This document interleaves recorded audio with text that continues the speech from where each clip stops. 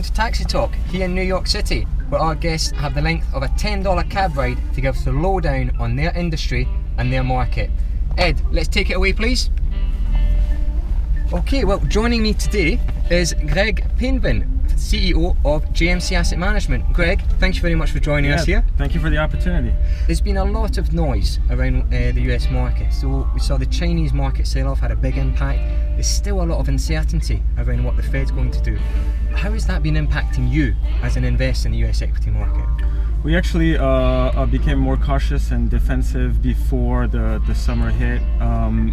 We saw that there was the S&P 500 was trading in a very tight range, really for most of the year up until the end of up until say July, and we start to see some cracks and some vulnerabilities in the not the economy but in the stock market. Technical deterioration, what was happening in China obviously definitely had a big issue.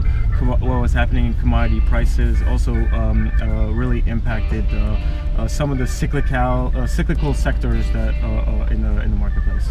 And we also saw very recently that Hillary Clinton spoke out against what she described as price gouging within the healthcare market. Has that impacted you in any way?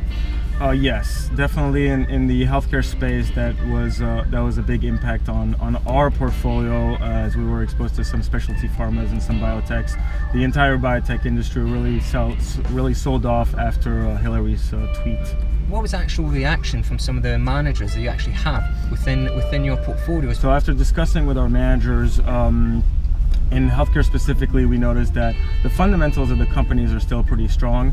It's becoming, to use their word, a political football. Some of the companies that we own today are really impacted by this in terms of the stock price, but the fundamentals are actually quite strong. So we think there's been some overreaction from the part of the investors in that space. So obviously healthcare has had an impact on your portfolio. Can you tell me some of maybe the other changes that you've been making to your allocation? It was really at the beginning of the summer when we became more cautious. So we've increased our exposure to defensive sectors, increased cash a little bit, and decreased exposure to cyclicals, especially our industrial sector, which was more exposed to the commodity space and commodity prices. So we've decreased technology as well a little bit because it had some exposure to China, and it was more volatile, more aggressive, kind of higher beta type of stocks. The other big impact that over the summer, you mentioned the Fed and the expectations of a Fed rate hike. So that obviously was a big source of discussion internally, and in our financials, we actually decided to increase our exposure to financials as those expectations were increasing. Looking forward over the next few months and into 2016, what's your outlook for the US equity market? So there's still a lot of weaknesses and vulnerabilities in the market, both the stock market and the U.S. economy. Over the long term, we think that we remain constructive on U.S. equities. Certainly relative to a lot of other asset classes in the world, we think that they're very attractive. But we don't really see the U.S. economy right now heading into a recession, and so we think that the Fed will remain accommodative for quite some time, and therefore I think it should be good for stocks in itself, but also relative to other asset classes.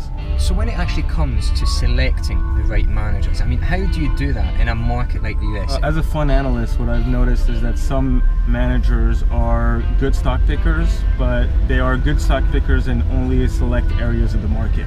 So what we try to do is we try to identify managers and, analyze managers and identify if there's areas of the market or sectors of the market where they're really good at picking stocks and where they've added value and alpha consistently over a long period of time. So when we go about looking for managers, we really try to focus on their stock selection abilities, sector by sector, and that we're looking for that consistency of contribution. I see that we've hit the $10 mark, so unfortunately that's all we've got time for, Greg. That was fun. Thanks a lot for the opportunity. Well, thank you very much for joining us. Absolutely, thank you.